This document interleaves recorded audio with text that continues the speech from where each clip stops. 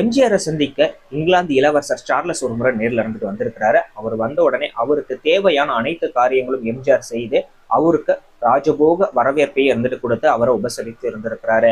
இவருடைய உபசரிப்பு, இவருடைய பண்புகள், இவருடைய குணநலன்கள், இவருடைய அதிகார தோரணை மற்றும் இருந்துட்டு இதை இருந்துட்டு அந்த தமிழ்நாட்டை இருந்துட்டு அவர் ஆளக்கூடிய அந்த தன்மை இதெல்லாம் பார்த்து சார்லஸ் வியந்திருக்கிறாரு.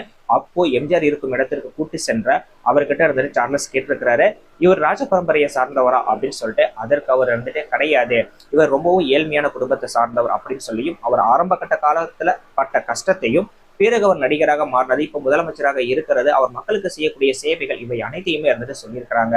சோ இதை கேட்ட உடனே இருந்துட்டு சார்லஸ் பயங்கரமா ஷாக் ஆவாரு அப்படின்னு சொல்லிதான் இதை பூர்ணவர் நினைச்சாரு. ஆனா அவர் கொஞ்சம் கூட இருந்துட்டு ஷாக் ஆகவே கிடையாது.